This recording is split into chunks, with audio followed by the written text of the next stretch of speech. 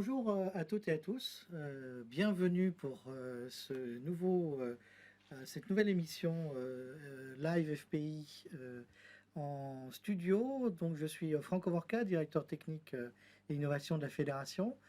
Je vous remercie de participer à ce webinaire où nous allons parler de l'évolution du statut des déchets, du réemploi, de la réutilisation, de l'environnement réglementaire, juridique, technique, et où nous aurons aussi l'occasion de présenter quelques exemples d'utilisation. J'ai le plaisir d'accueillir autour de ce plateau que des messieurs, et donc je vous présente dès à présent toutes mes excuses pour ce plateau exclusivement masculin, mais nous ferons mieux, nous avons déjà fait mieux et nous ferons mieux une prochaine fois, et je suis certain que l'équipe se chargera un jour de faire un plateau exclusivement féminin. Mais n'en reste pas moins que nous avons des experts que je remercie encore une fois grandement d'avoir accepté d'être parmi nous et avec nous ce matin. Donc, monsieur Thibaut Julia. Bonjour. Bonjour. Je vous laisse vous présenter, c'est plus simple. Thibaut Julia, je suis avocat au cabinet LPA CGA, spécialisé sur les questions environnementales et notamment les déchets. Merci beaucoup. Monsieur Emmanuel Flao. Bonjour, donc je suis Emmanuel Flao, en charge du déploiement de track déchets pour la Direction générale de la prévention des risques du ministère. Merci beaucoup. Monsieur Sylvain Laurenceau. Oui, bonjour. Donc Sylvain Laurenceau, moi je suis responsable de l'équipe économie circulaire au Centre scientifique et technique du bâtiment. Merci beaucoup. Nous aurons en duplex Madame Amandine Lipardi de ATAPAV. Je ne sais pas si elle est avec nous. Bonjour Amandine. Je vous laisse vous présenter. Oui, donc Amandine Lipardi, je suis à Fabienne et je suis chargée d'affaires sur tout ce qui est qualité environnementale du bâtiment et en charge du déploiement aussi de tout ce qui est diagnostic PEMD et de favoriser le réemploi dans nos missions. On est ravis de vous avoir avec nous, Amandine, même si vous êtes en duplex, ça fait un peu moins masculin. Ensuite, à mes côtés, David Bruchon. Enchanté, David Bruchon, ICAD Promotion. Donc moi, je suis en charge au sein de la branche promotion d'ICAD, de la direction technique nationale et de la RSE. Merci beaucoup. Et enfin, monsieur Hervé Demestre. Merci Franck, bonjour à toutes et à tous. Donc, je suis le président de l'éco-organisme Valobat et je suis très content d'être invité ce matin parmi vous. Merci beaucoup. Alors, nous allons entrer dans le vif du sujet directement parce que à ce stade, on entend de nombreuses initiatives, ce que vous faites au CSTB, ce qui est fait par l'administration, Valobat, un environnement réglementaire qui évolue. Nos maîtres d'ouvrage et nos adhérents qui nous écoutent, et encore une fois, merci à tous d'être avec nous ce matin. Et puis, se posent beaucoup de questions sur l'environnement législatif et réglementaire et ce que ça va impliquer dans leur activité quotidienne sur la contractualisation, la gestion de chantier et tout ce qui s'ensuit.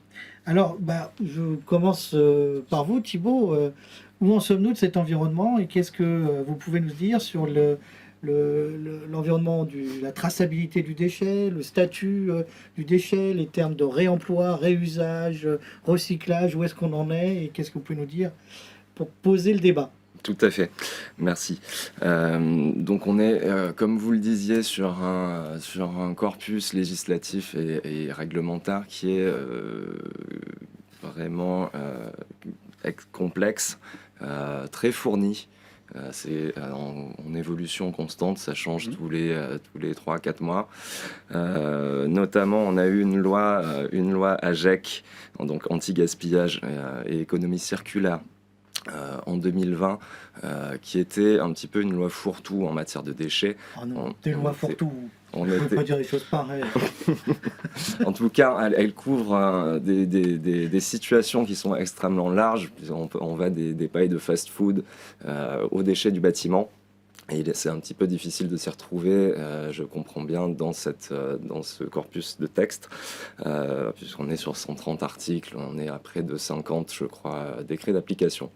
Rien que pour cette loi-là, qui représente un tout petit passage du Code de l'environnement sur les déchets.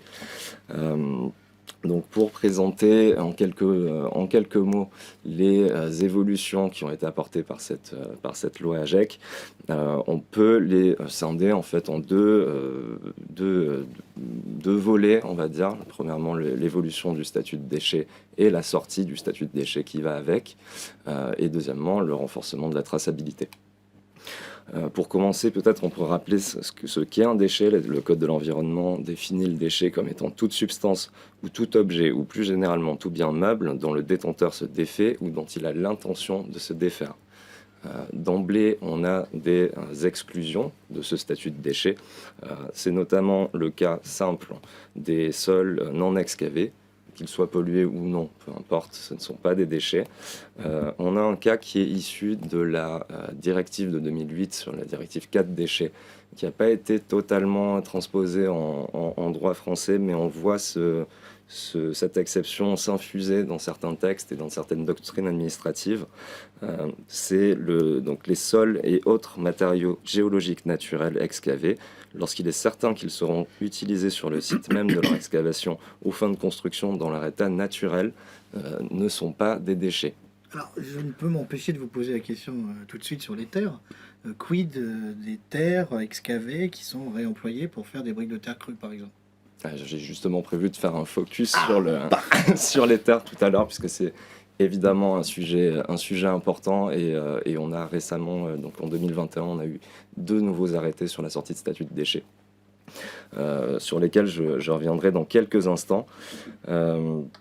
Il y a un autre rapport de la loi AGEC et de ses textes d'application qui me semble intéressant dans le cadre de la promotion immobilière. C'est dans le cadre des chantiers de réhabilitation ou de démolition des immeubles. Les produits et équipements destinés au réemploi ne prennent pas le statut de déchet si un tri est effectué par un opérateur qui a la faculté de contrôler ces produits et équipements. Alors, donc quand vous dites réemploi, c'est réemploi ou réutilisation ou... Qu'est-ce que vous mettez comme définition derrière le terme de réemploi? Réemploi, en principe, c'est vraiment le réemploi tel quel. Tel quel, pour la même destination? Oui, tout à fait. Tout à fait. Et je comprends qu'en pratique, c'est peut-être pas si simple que ça. Non, parce qu'en pratique, on a eu l'occasion de voir le sujet avec de nombreux opérateurs, et je pense que David vous en parlerait tout à l'heure.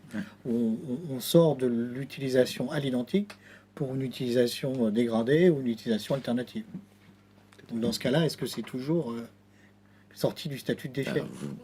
Alors, sorti du statut de déchet, c'est différent de valorisation. Vous n'êtes pas obligé de sortir du statut de déchet pour faire quelque chose de votre déchet, pour lui donner une seconde vie.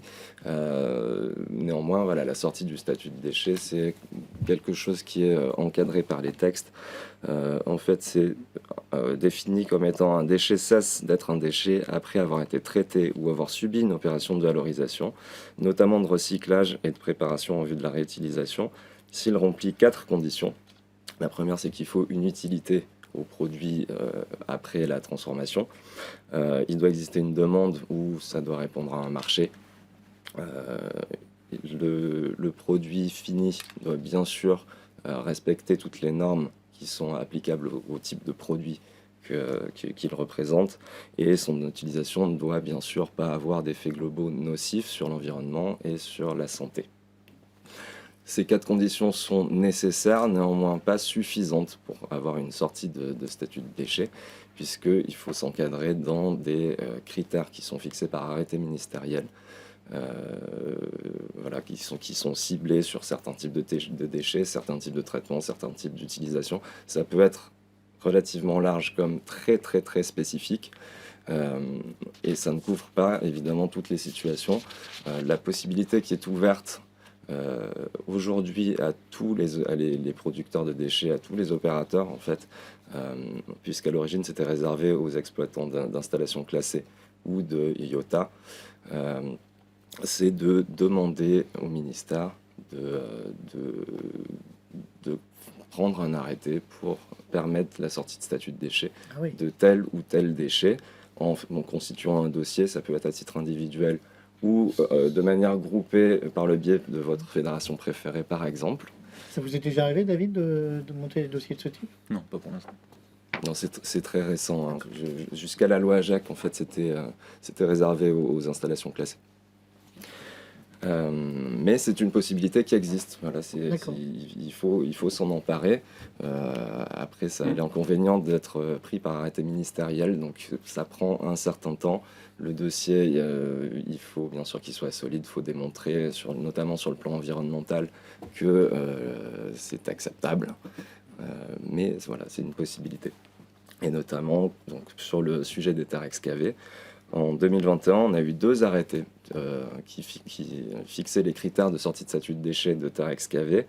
Un arrêté du 4 juin qui concerne les terres excavées et sédiments ayant fait l'objet d'une préparation en vue d'une utilisation en génie civil ou en aménagement.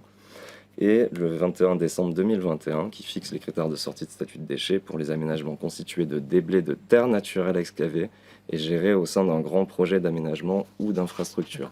Je vais revenir sur ces critères-là qui sont extrêmement ciblés. Peut-être on peut se demander pourquoi on a choisi des critères aussi ciblés. Mais en tout cas, ça a le mérite d'exister. Donc ça crée un précédent, peut-être aussi. Oui, bien sûr, ça ouvre la voie. Ça ouvre la voie. Ça ouvre la voie, c'est sûr. Bon, voilà, il y a des situations. Ces arrêtés sont peut-être un peu trop ciblés. En tout cas, celui de décembre, celui de juin est plus ouvert et a vocation à s'appliquer à plus de situations. Mais c'est vrai que celui de décembre, c'est très ciblé, puisque grand projet d'aménagement ou d'infrastructure, déjà, c'est défini comme étant, il faut une DUP, donc déclaration d'utilité publique, il faut une autorisation environnementale, il faut une évaluation environnementale systématique, pas au cas par cas. Donc ça réduit énormément les chantiers concernés. Et après, bien sûr, il faut respecter toutes les conditions qui sont fixées par l'arrêté ministériel. Donc, in fine, je pense que voilà, ça représente assez peu de, assez peu de chantiers concernés. Ouais. Alors, je pose beaucoup de questions. J'en profite pour rappeler à nos auditeurs que le fil de conversation est ouvert. N'hésitez pas à poser vos questions en ligne. D'ailleurs, j'en vois une première. L'arrêté relatif aux terres excavées rejoint les travaux du BRGM sur la valorisation des terres excavées ? Point d'interrogation. Alors oui, oui, tout à fait. C'est celui de juin 2021 qui en fait impose le respect de ces guides-là. D'accord. Donc il y a effectivement plein de critères qui sont fixés, des critères techniques notamment, mais aussi des critères de management et de process, des critères contractuels avec la personne qui fait la préparation des déchets. Et bien sûr le respect des guides du ministère qui sont publiés sur le site du ministère. Donc il y a les guides du BRGM, mais il y en a aussi quelques autres, notamment un guide du CEREM, je crois. CEREMA ? Ouais, c'est du CEREMA sur la réutilisation technique routière qui date un petit peu même. D'accord. Donc sur la gestion des terres excavées, il y a 2 grandes façons de gérer des terres excavées sur un chantier. Vous pouvez les gérer sur site, vous pouvez les gérer hors site. Et en fonction de ce que vous faites, en fonction du type de terre, vous n'aurez pas forcément le statut de déchet et pas forcément les mêmes conditions de valorisation, pas forcément les mêmes conditions de sortie de statut de déchet. Si vous gérez sur site, on l'a dit tout à l'heure, vous n'êtes pas déchet si vous réutilisez aux fins de construction dans l'état naturel et de manière certaine. Vous allez me dire, mais quid des terres excédentaires? Qu'est-ce qu'un état naturel de matière certaine dans la réutilisation? Oh là là, bon, c'est un vaste sujet. Non, ouais. Monsieur Flao, peut-être vous savez, non? En fait, les terres doivent correspondre au fonds géochimique local. D'accord. C'est-à-dire qu'on réemploie les terres localement, on peut les bouger parce qu'elles correspondent. Elles doivent correspondre au fonds géochimique local. Si on les déplace, peut-être que ça ne correspond plus. Du coup, c'est pour ça qu'elles prennent ce statut. D'accord. Ouais. Donc en fait, ce qui fait référence, c'est la connaissance du fonds géochimique local. C'est une caractérisation de la terre. À pas perturber la caractérisation locale. Ouais. Mais globalement, les terminologies ne sont pas parfaitement alignées entre la méthodologie des sites et sols pollués et la réglementation déchets. C'est sûrement lié au fait que la réglementation déchets vient fortement être imprégnée par le droit européen et avec des terminologies imposées. Et on n'a pas toujours les mêmes définitions. On n'a pas toujours de définition tout court d'ailleurs, puisqu'un site pollué n'a pas de définition. Et c'est un critère qu'on retrouve dans la réglementation déchets, notamment sur ces questions de terre excavée, et qui ne manquera pas, j'en suis certain, de poser des difficultés juridiques. D'ailleurs, vous parlez du droit européen. Ouais. Le droit européen fixe dans ses arrêtés un certain taux de recyclage, enfin dans la règlement, dans les directives, il fixe des niveaux de pourcentage de recyclage de produits. Est-ce que les terres font partie des produits recyclés ou je vous pose une colle par rapport à la directive? Alors, vous me posez une colle par rapport à la directive, je l'avoue. On refera une séance sur la directive alors. À moins que vous ayez la réponse, monsieur Pas Flamme. mieux. Non, parce qu'en fait, je travaille avec d'autres collègues sur la taxonomie et on a fait un webinaire il y a un peu plus d'un mois avec notre délégué général, monsieur Didier Bélier-Gagnère, sur la taxonomie. Et la taxonomie fixe aussi, conformément aux directives européennes, un taux minimal de produits recyclables et recyclés. Donc il y a les deux notions. C'est-à-dire votre produit bâtiment neuf, de ce que nous en comprenons, devrait contenir un certain pourcentage de produits recyclés et contenir un certain pourcentage de produits potentiellement recyclables. Donc, c'est pour ça que je me permettais de vous poser la question. Bon, je ne veux pas vous coller. Non, bien sûr, mais j'ai des doutes. En fait, j'ai des doutes sur l'applicabilité de tels critères à des terres parce que c'est tellement lié au terrain, à l'état des terres, leur composition chimique. Je pense qu'on ne peut pas imposer. Je vous disais ça, comme ça, c'est des trucs qui s'expriment en tonnage. Je me disais, les terres, c'est en tonnage, ça paraît intéressant pour rentrer dans les critères. C'est une bonne piste, David. Pour atteindre les critères, on est C'est pas la réponse à votre question, Franck, mais juste une information sur les terres excavées. Elles ne font pas partie du périmètre de la REP. Parce qu'il y a un petit. C'est intéressant ça. Oui, effectivement, elles ne rentrent pas.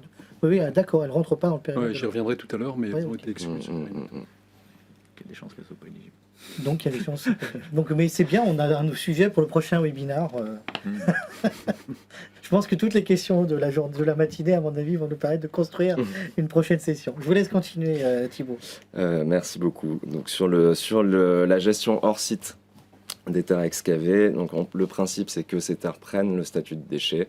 Vous pouvez les valoriser hors site si l'opération est, et attention, on a encore des critères très clairs, utile et proportionné, et respecte les guides ministériels applicables.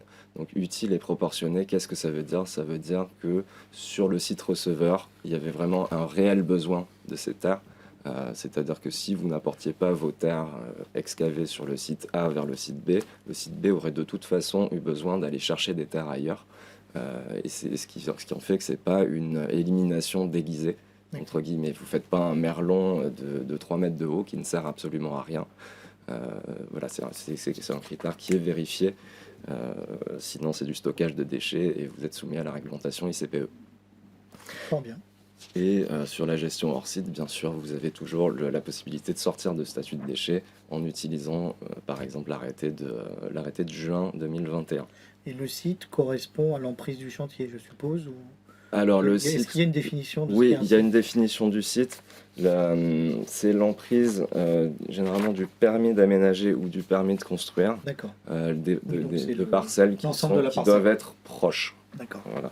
Et si vous êtes sur un site ICPE, mais ce qui est généralement pas le cas dans la promotion immobilière, c'est l'emprise vraiment ICPE qui est sous la responsabilité de l'exploitant. Parfait.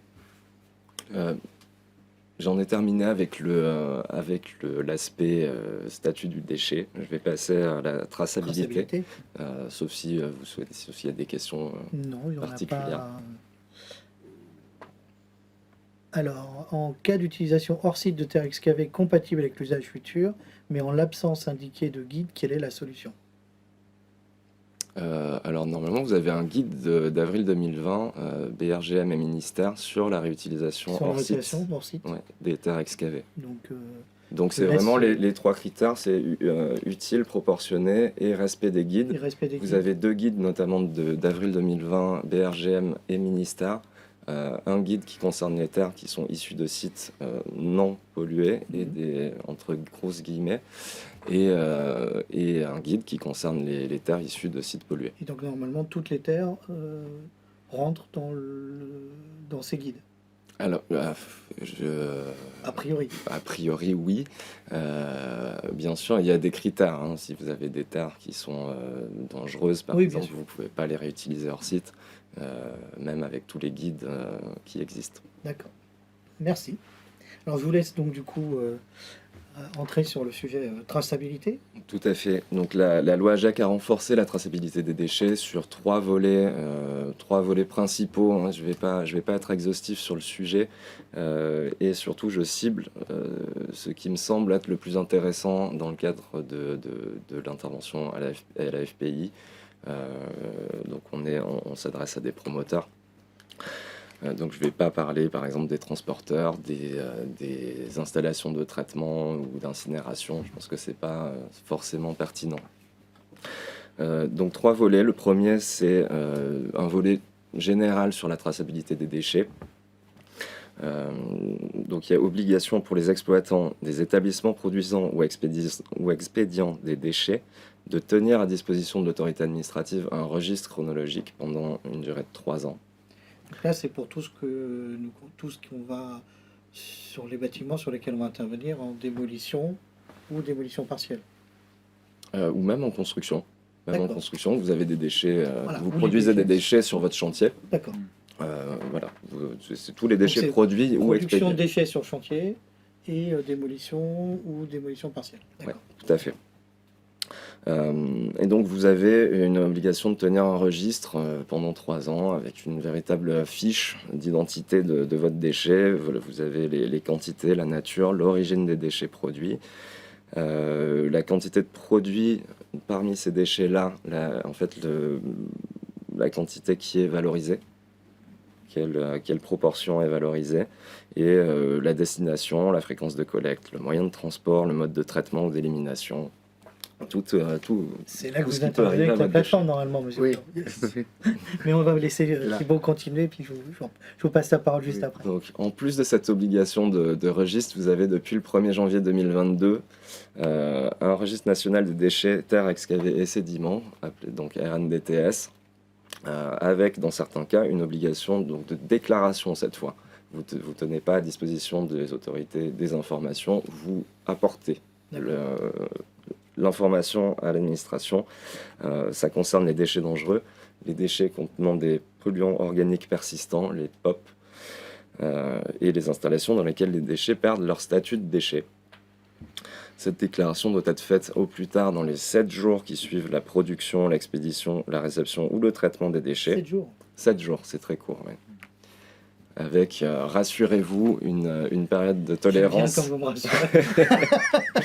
Une période de tolérance jusqu'à fin juin 2022 pour prendre en main les outils, Ça tombe bien, parce peut-être que je pense les que- améliorer, gérer quelques bugs éventuels. Ça t'intéresse que je pense que beaucoup de nos collègues qui nous écoutent ne sont pas forcément au fait de toutes ces impositions nouvelles. Il leur reste 3 mois et demi pour se mettre à jour. Si Je je vais peux intervenir. apporter- Allez-y, bien sûr. Ouais, si je peux apporter une petite précision, les déchets dangereux seront transmis au registre par traque déchets. Oui. Tiens, voilà. Donc c'est pas, il n'y a pas à déclarer ces déchets dangereux tous les 7 jours sur le registre national, étant donné que la traçabilité est déjà connue de l'administration, de l'outil. Nous, on va les envoyer régulièrement sur le registre national. Tout Donc à dans les fait. déchets dangereux, je suppose que l'amiante en fait partie. Ouais, complètement. On recommence pas quelque chose. Non. On continue. Il n'y a pas de Mais- nouveauté, c'est juste qu'on intègre l'amiante dans ce nouveau processus plus large. Mais il y a un bordereau spécifique. Mais il y a toujours de le bordereau traçabilité spécifique amiante, bien sûr. ouais. Oui. D'accord. Tout à fait. D'ailleurs, de toute façon, les 3 volets que je présente sont interconnectés et bien souvent, la déclaration dans un registre vaut déclaration pour l'autre registre. Alors, entre le volet 1, qui était les déchets généraux, et le volet 2, que je vais présenter maintenant, qui concerne les terres excavées et sédiments, c'est la même plateforme, c'est le RNDTS. Mhm. Quand on a l'obligation, bien sûr, de faire une déclaration dessus, et ensuite, on viendra sur track déchets tout à Le l'heure, RNDTS, Registre National des des déchets terres excavées et sédiments. sédiments. J'essaye de vous interrompre quand il y a des sûr. acronymes, parce que Bien sûr, moi-même, bien sûr. j'en utilise trop, donc n'y voyez pas malice, c'est vraiment pour nos auditeurs. Aucun problème. Donc concernant les terres excavées, vous avez pareil une obligation en double détente obligation de tenir à jour un registre qui est plus large que l'obligation de déclaration. Donc tiennent un registre les personnes qui produisent ou expédient des terres excavées et les personnes qui valorisent des terres excavées. Donc registre chronologique pendant 3 ans, même condition.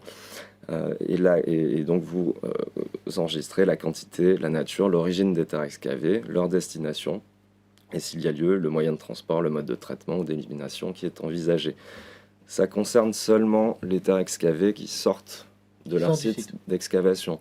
Néanmoins, c'est pas parce que vous n'êtes pas tenu de tenir ce registre pour les terres excavées sur site que vous n'avez pas à tenir le registre déchets si vos terres sont des déchets. Je vois des acquiescements autour de la table. Non, donc, donc, tout le monde s'interroge. si j'excave des terres sur mon site qui sont des déchets, je dois quand même les tracer, même si je les réutilise sur mon site. Oui, voilà, tout à fait, mais vous les tracez sous l'obligation générale déchets, avec potentiellement le délai déchet, et pas sous l'obligation terre, avec le délai terre, puisque le délai spécifique aux terres n'est bien sûr pas le même, puisque la télétransmission se fait au plus tard le dernier jour du mois, suivant l'expédition, la réception, le traitement des terres. Et donc cette obligation, c'est pour les personnes qui produisent des terres, personnes qui traitent des terres excavées, y compris en remblayage, et les personnes qui effectuent une opération de valorisation. D'accord. Avec une période de tolérance jusqu'à fin juin également. Troisième volet, c'est la dématérialisation des BSD, donc les bordereaux de suivi de déchets. Ça concerne toute personne qui produit des déchets dangereux et des déchets POP. Alors, le producteur de déchets, c'est qui? C'est le maître d'ouvrage? C'est l'entreprise? Alors c'est le maître d'ouvrage en général sur un chantier en tout cas. Sur la démo, D'accord, donc charge au maître d'ouvrage de construire ces relations contractuelles avec ses maîtrises d'œuvre et entreprises pour avoir des clauses miroirs sur sa responsabilité. Absolument, et c'est un point très intéressant et très important, vous avez raison, parce que la réglementation ne permet pas de protéger le producteur de déchets, donc le maître d'ouvrage, le maître d'ouvrage, si au bout de chaîne, si ces déchets se retrouvent à Carrières-sous-Poissy, dans une décharge sauvage ou une autre, j'ai rien contre. On ne stigmatise personne. Voilà, absolument. Mais effectivement, voilà, la réglementation ne protège pas le producteur. L'administration peut venir le chercher pour toute la chaîne. Et donc, c'est pour ça que c'est très important. Défaut de contractualisation à un moment donné, le maître d'ouvrage peut être recherché en responsabilité. Contractualisation quelle est sa ou pas responsabilité d'ailleurs? Contractualisation ou pas d'ailleurs, parce qu'il n'est pas du tout certain, ça n'a pas encore été jugé, mais il n'est pas du tout certain que les clauses contractuelles soient opposables à l'administration. Mais en tout cas, vous serez mieux si vous pouvez vous retourner contre les acteurs suivants dans la chaîne de traitement du déchet, en tout cas contractuellement, que si vous n'avez rien du tout. Et quel est le risque qu'est-ce qui se passe si le déchet se retrouve dans une décharge sauvage? Le risque, c'est par exemple, au-delà du risque pénal, c'est un risque de mise en demeure d'aller chercher les déchets. D'accord.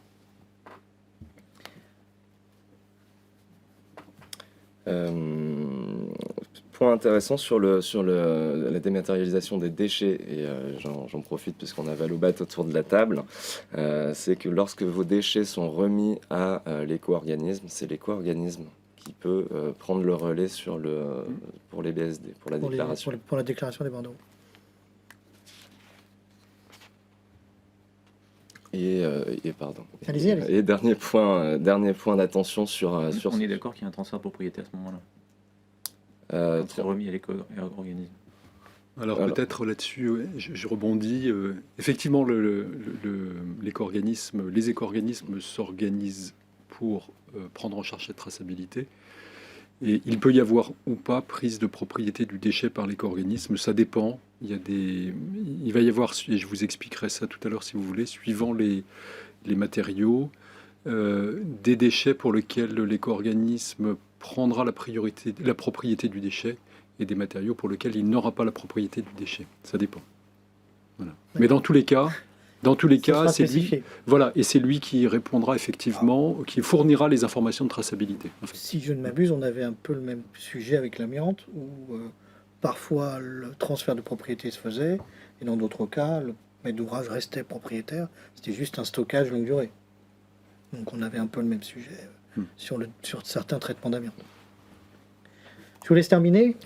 Oui, voilà, il y avait simplement un dernier point d'attention sur les BSD dématérialisés. Lorsque vous émettez un BSD, vous avez une date qui est prévue pour la prise en charge de votre déchet, pour son traitement. Et si dans le mois qui suit cette date, vous n'avez pas reçu la mise à jour de votre BSD, vous avez une obligation de prévenir les autorités compétentes. D'accord. Et donc je comprends qu'il y a une possibilité dans Track Déchets qui est dessinée, mais c'est pas directement transmis à l'administration. Il faudra la prévenir soi-même. Ouais, Donc on vous laisse continuer du coup. Merci pour la transition, Monsieur Julien. Allez-y, Monsieur Flau. Alors, du coup, je vais répondre à la question. C'est vrai que Track Déchets met en place des alertes, par exemple en cas de rupture, de refus de déchets. Parce que là, c'est une obligation réglementaire d'informer le producteur qu'on a refusé son déchet et l'administration. Et sur les délais d'un mois, on n'a pas encore mis cette alerte parce qu'on attend aussi d'avoir du volume, les retours, comment ça fonctionne. On sera peut-être plus constructif en disant attention, vous, destinataire du déchet, vous n'avez pas répondu dans les délais. Peut-être que c'est un oubli, faites-le. Peut-être qu'il y a une raison valable parce que c'est la gestion du déchet qui fait que ça prend plus de temps. Mais vous devez nous donner une information, quoi. Et, le texte prévoit cette alerte d'ailleurs. Hein. C'est une double alerte. C'est bien sûr l'alerte à la personne qui n'a pas répondu et l'alerte des autorités. Alors, Monsieur Flau, Track Déchets, où en sommes-nous? Alors, Track Déchets, gérer la traçabilité des déchets en toute sécurité. C'est la phrase clé à chaque fois. Track Déchets, on a commencé donc en 2018 sous un format de start-up d'État. D'accord. Alors, c'est important, c'est qu'on n'était pas en mode projet. On n'est pas arrivé avec, voilà, c'est comme ça que ça va fonctionner. C'est vraiment une méthode agile de co-construction et on l'a fait vraiment au fil de l'eau. C'est pour ça que ça a pris un petit peu de temps pour démarrer.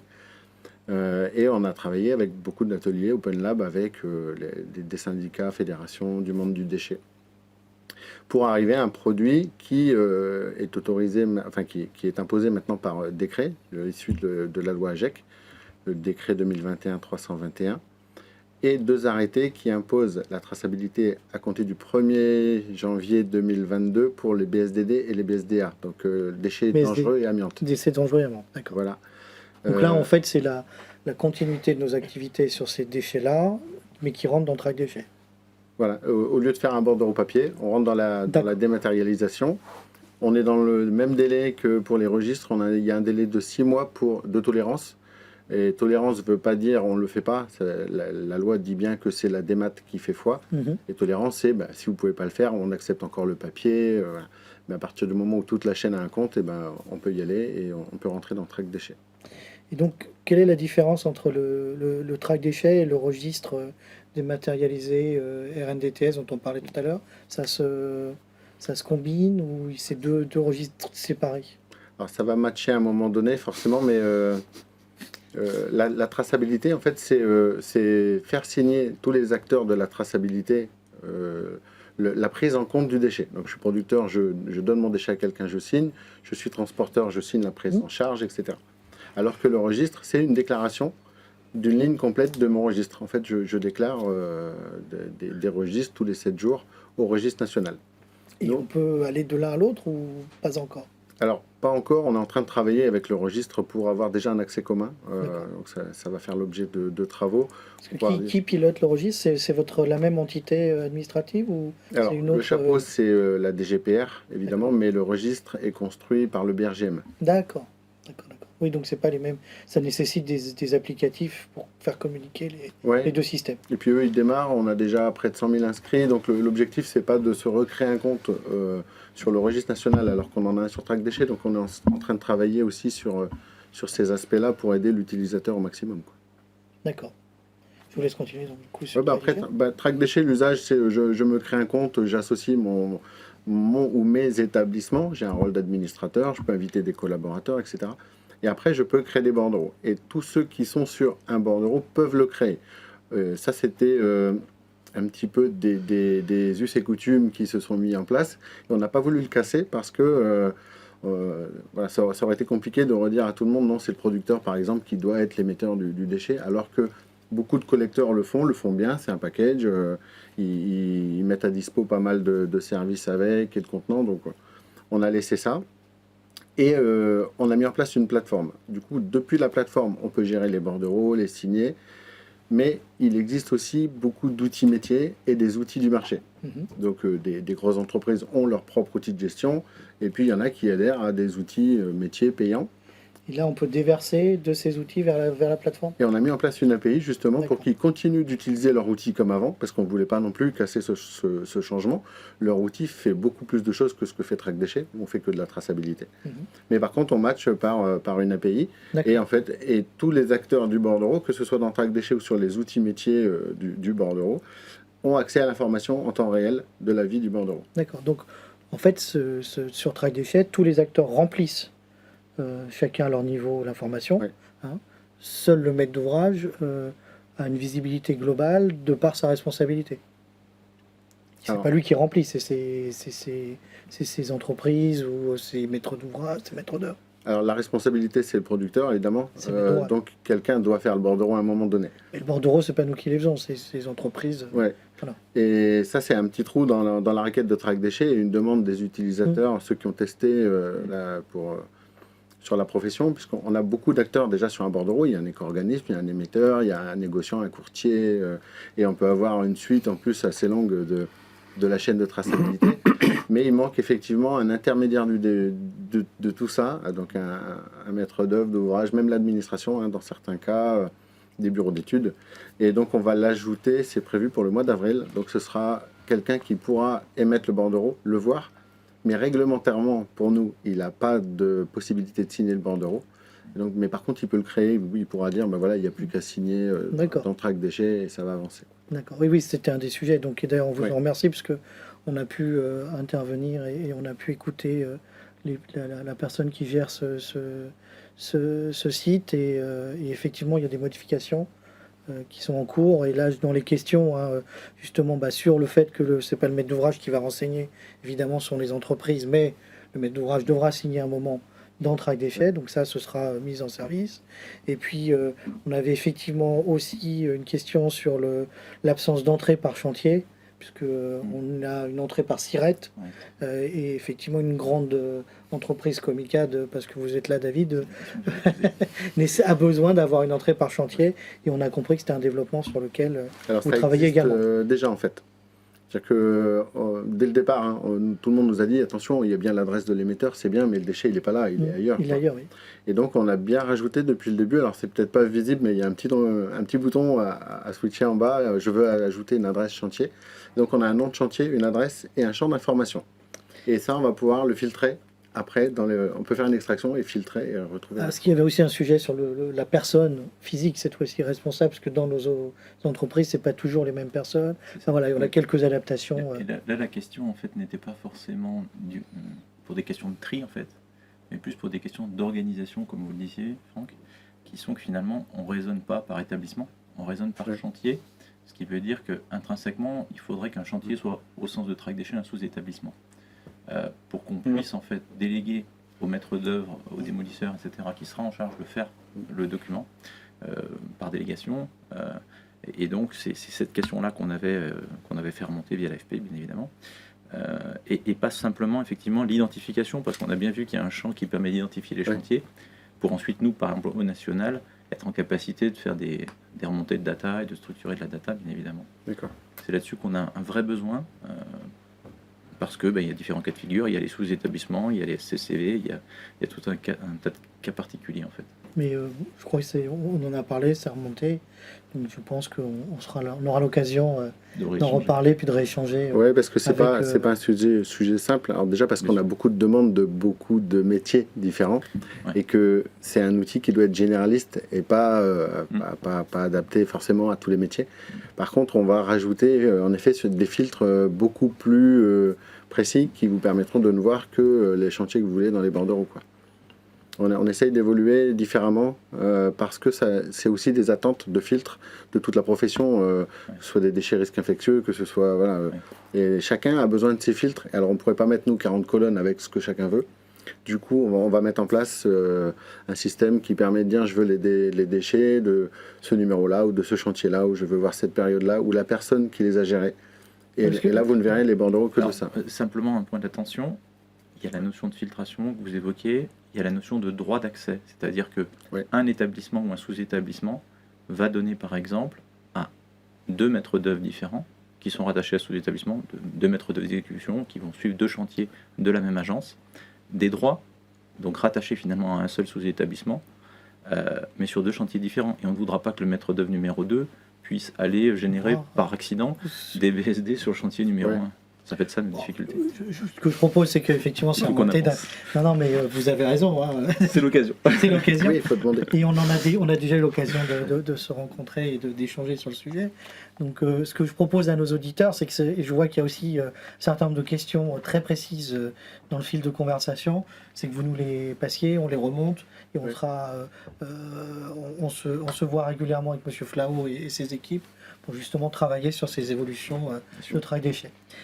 Vous vouliez rajouter autre chose, M. Flao ou... Alors sur les points attendus, donc je vois que beaucoup avaient testé, donc c'est bien parce que les remontées nous servent vraiment à améliorer le produit, donc continuer de rentrer dedans, tester, nous faire les retours. Là l'amiante est disponible aussi, et puis on travaille sur les dasseries et les fluides frigorigènes. Ah oui. Donc, il y a aussi les fluides qui sont, enfin le bâtiment est aussi concerné par les fluides qui vont arriver pour... alors c'est disponible, mais c'est obligatoire à partir du 1er juillet. D'accord. Effectivement, nouveauté, c'est la traçabilité de la récupération des fluides frigorigènes. Oui. Fluides frigorigènes qui sont dans les groupes froids, pompes à chaleur et autres installations. Il y a un seuil de quantité dans l'obligation ou c'est... Non, alors sur les fluides frigo, c'est à partir du moment où on détermine que c'est un déchet. Donc une pompe à chaleur lambda. Mais le technicien peut très bien tirer au vide un fluide parce qu'il va le réutiliser ou le remettre dans la machine, et donc c'est pas un déchet. D'accord. Ou il considère que le fluide n'a plus les caractéristiques ou il est interdit parce qu'il y a aussi des interdictions. Ou il est interdit, et dans ce cas-là, ça devient un déchet et il a obligation de traçabilité. D'accord. Aussi, point d'attention sur ces sujets-là. Je vais passer la parole à Sylvain Laurenceau. Alors, dans le cadre de vos développements au Centre scientifique et technique du bâtiment, cette réforme, qu'est-ce que ça implique pour vous et sur quoi travaillez-vous dans le cadre de suivi de ces déchets et de leur réutilisation? Ouais, merci Franck. Du coup, nous, au CSTB, on a mis en place une feuille de route sur l'économie circulaire avec 3 grands axes de développement autour de la connaissance des flux de matière, être capable de pouvoir affiner sur un territoire ou sur un patrimoine ce qu'on consomme comme ressources, ce qu'il y a dans le stock, ce qu'on produit comme déchets ou PEMD, ce qu'on en fait aujourd'hui et ce qu'on pourrait en faire demain. PEMD pour... Produits, équipements, matériaux, déchets, ouais, effectivement. Ouais. Il y a un glissement sémantique du déchet vers la ressource avec une phase intermédiaire PEMD. Un axe après autour de la valorisation de l'existant, on va retrouver les enjeux de réemploi, de recyclage et puis d'accompagnement de la filière en fait, pour passer d'une logique de démolition à une logique de déconstruction sélective. Et puis après tout un axe autour de l'éco-conception. Parce qu'on voit j'y reviendrai après, mais là il y a un diagnostic déchets qui devient du coup diagnostic PEMD. En fait, ou diagnostic ressources, en fait à chaque fois on paye pour reconstituer de l'information qui a existé dans le passé et qu'on a perdu. Ou pas, parce que très honnêtement, sur nos immeubles existants, c'est une information qu'on n'a pas sur les produits mis en œuvre. Oui, mais l'entreprise qui les a mis en œuvre avait l'information et on a une perte d'information en fait quand même. Je crois qu'il faut vraiment qu'on différencie d'un côté le travail qu'on va mener sur la démolition ou réhabilitation d'existants avec une non-connaissance, partons du principe de ça, qu'on a une connaissance nulle ou quasi nulle des produits mis en œuvre, et puis le neuf, dans lequel là au contraire on peut construire une démarche radicalement différente. Oui, c'est bien pour ça que là c'est sur la partie éco-conception. Mais on a une perte d'informations qu'on reconstitue en payant des diagnostics, amiante, plomb, et ainsi de suite. Les fameux c'est quelque chose qu'on pourrait... diagnostics déchets qui deviennent le diagnostic PEMD. Le diagnostic PEMD, voilà. Et donc là-dessus, voilà, c'est un dispositif qui est issu de la loi AGEC, Comment ça se passe aujourd'hui? En fait, on a un diagnostic déchets qui est obligatoire depuis 2011. On a été du coup parmi les premiers pays d'Europe à le mettre en place. Et puis, en fait, même avec la loi AGEC, on conserve un peu cette avance de phase en fait, autour de la valorisation des déchets, des ressources et de l'économie circulaire. Donc, on a un vrai rôle à jouer aussi au niveau européen. Donc, il y a un diagnostic déchets obligatoire. Ce diagnostic, en fait, il demande de faire une analyse de ce qui va sortir du site, de la matière qui va sortir du site, des filières existantes, et de fournir ça au maître d'ouvrage. Et après, il demande également, du coup, en fin de chantier, de remplir ce qu'on appelle un formulaire de récolement qui dit, voilà la matière que j'avais, voilà ce que j'en ai fait. Donc 10 ans après cette mise en place du diagnostic déchets, il y a quand même un certain nombre de constats et de manquements au dispositif. Déjà, d'une part, on parle de déchets, alors que de plus en plus, voilà, on parle de ressources, on parle de réemploi. D'autre part, on est uniquement sur de la déconstruction ou de la démolition. Et ça n'intègre pas du coup toute la rénovation qui génère énormément du coup de déchets du second œuvre sur lesquels on a des grosses problématiques aussi de valorisation. On a un problème aussi de dispositif qui est très ascendant. En fait, le maître d'ouvrage a l'obligation de remplir des informations, mais il n'y a pas de retour. Il n'a pas un intérêt direct en fait à aller à respecter en fait cette réglementation. Ou tout du moins d'avoir un retour sur la valorisation qu'il pourrait faire de ce diagnostic. En fait, il a l'obligation de faire le diagnostic, mais après, il n'y a pas forcément de retour sur ce qu'il peut en faire.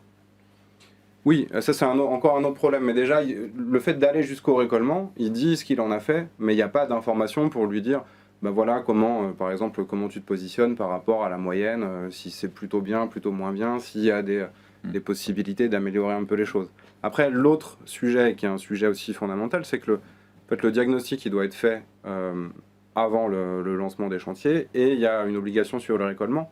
Mais au final, c'est un diagnostic qui sert pas forcément en fait à l'organisation du jeu d'acteurs, et notamment à l'anticipation. Donc ça, c'est un point fondamental, et j'y reviendrai. Oui, sur la manière dont le CSTB peut accompagner cette évolution. Le nouveau diagnostic là devrait apporter des solutions là-dessus. Et puis après, il y a un autre sujet qui est la formation et la qualité des diagnostics. En fait, il y a un certain nombre de critiques sur la qualité des diagnostics qui sont réalisés. Et donc voilà, tout ça fait que on est rentré dans une forme de cercle vicieux. On considère que ça sert pas à grand-chose, donc on va au moins 10 ans. Donc si on va au moins 10 ans, forcément, ça sert pas à grand-chose. Donc c'est un peu ça ce qui sous-tend globalement l'évolution du dispositif au travers de la loi AGEC.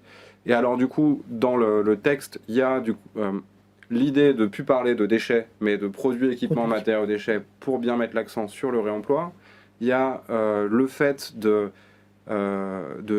sortir juste des déconstructions ou des démolitions, et puis de passer du coup d'intégrer les rénovations. Donc notamment les rénovations énergétiques, notamment les rénovations des plateaux de bureaux et ainsi de suite. Il y a l'idée aussi d'imposer un certain nombre d'exigences sur la formation des diagnostiqueurs. Il y a plusieurs formations du coup qui existent, qui se mettent en place. Par exemple, on en a mis une en place avec le CEDRE et Recovering récemment. Et après, il y a les sujets de respect, de contrôle du respect de la réglementation, d'anticipation, de retour au maître d'ouvrage. Et ça, là-dessus, la plateforme du coup PEMD, enfin associée au diagnostic PEMD qui est en cours de développement par le CSTB, va apporter un certain nombre d'éléments de réponse. Donc voilà, c'est une plateforme qu'on développe à la demande des pouvoirs publics et avec le soutien financier de l'ADEME. Et il y aura du coup des changements fondamentaux en fait dans ce dispositif. Déjà d'une part, il y aura un retour d'information qui sera fait pour les maîtres d'ouvrage, pour justement leur donner quelques clés de lecture, quelques clés d'interprétation qui puissent du coup... Et ça permettra peut-être aux maîtres d'ouvrage de se positionner dans un environnement statistique global. Exactement. On est en train je reviendrai après sur les étapes de développement. On est en train de finaliser, on va dire, les fonctionnalités, mais clairement, il est prévu de pouvoir donner des clés de lecture aux maîtres d'ouvrage sur comment ils se positionnent, quelles sont aussi ses marges de manœuvre, d'apporter aussi un certain nombre de garde-fous sur la saisie des informations pour avoir des données de qualité. On a également du coup un contrôle renforcé, enfin des fonctionnalités qui sont prévues pour faciliter le le contrôle de la réglementation. Parce qu'aujourd'hui, ça a beau être réglementaire, ça a beau être obligatoire, et ça, faut le rappeler, hein, c'est obligatoire pour tous les maîtres d'ouvrage. C'est sur toutes les opérations? Toutes les opérations de déconstruction ou de réhabilitation significative supérieures à 1000 m². Supérieur à 1000 m², d'accord. C'est là, le seuil, c'est au-dessus de 1000 m². Oui, il n'a pas été jugé forcément nécessaire de baisser le seuil, par exemple, de 1000 à 500 m². Donc voilà, il y a cette obligation-là. Après, rien n'empêche en fait des maîtres d'ouvrage d'avoir une politique vertueuse et de systématiser le dispositif sur des opérations de taille plus petite. Et après, il y a un sujet fondamental dans la plateforme qui est l'anticipation et l'organisation des filières. Parce qu'il y a eu beaucoup de retours qui sont remontés en disant en fait, le diagnostic déchets est réalisé, il y a assez peu de confiance, donc il est un peu mis de côté, il est en gros annexé après au marché de démolition, et donc le démolisseur ou le déconstructeur, on va lui demander d'un côté d'aller très loin dans la valorisation, et de l'autre côté de faire ça dans des délais extrêmement courts avec des pénalités de retard importantes. Donc voilà, devant cette forme de contradiction... Oh là là là, comme vous êtes, tous les maîtres d'ouvrage ne sont pas comme ça, David, réagissez, enfin... On peut pas laisser dire les choses. Il y a des bonnes pratiques qui peuvent se mettre en place et se massifier, qui ont besoin de se massifier, mais ça on pourra y revenir. Mais... Oui, c'est tout l'intérêt, on pourra, vous l'avez très bien dit, on pourra massifier à partir du moment où on aura une visibilité plus partagée, et c'est là justement que votre plateforme intervient, c'est-à-dire que on est dans ce développement du coup. Ça c'est enfin juste pour finir un peu sur cette fonctionnalité, parce que pour moi elle est vraiment essentielle. Il y a l'idée que sur la plateforme PEMD, du coup, il y aura deux niveaux de saisie. Un niveau de saisie au moment où le diagnostic est réalisé, et ensuite un niveau de saisie en fin de chantier pour le récollement. Mais en fait, le fait d'avoir ce premier niveau de saisie au moment où le diagnostic est réalisé, ça va permettre du coup de mettre en visibilité les gisements, de dire à peu près à tel endroit, à peu près à tel moment, voilà toute la matière qui va sortir du site. Et du coup, ça va permettre de mettre en visibilité, en fait, de manière assez systématique cette information-là, pour qu'ensuite les filières de valorisation puissent se manifester, puissent anticiper les choses, et de faire en sorte que, au moment après on lance les marchés de déconstruction, il y a déjà toute une forme de structuration, et en fait, il y a un sujet fondamental sur l'anticipation. Et voilà, donc ça, c'est une fonctionnalité vraiment essentielle, je pense, de cette plateforme PEMD. Donc voilà assez schématiquement les fonctionnalités de la plateforme.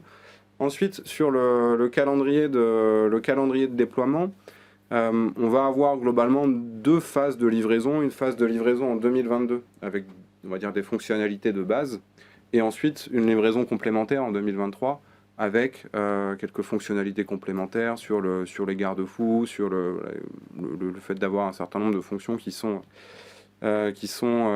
renforcées. Et là, c'est pareil, je fais le lien avec Monsieur Flao. Je suppose qu'on aura le même type de fonctionnalité, parce que c'est pas le maître d'ouvrage qui saisit le diagnostic, c'est une entreprise. J'ose espérer que vous allez capitaliser l'un l'autre sur les remontées d'expérience et les fonctionnalités d'utilisation. Non, il y a peut-être trois niveaux de réponse sur les échanges, en fait. Ça, clairement, voilà, c'est on va dire la cohérence de l'action publique. Là, il y a un certain nombre d'éléments qui sont prévus. Rassurez-nous. On va se parler, mais il y a déjà des outils qui nous ont demandé ces communications. D'accord.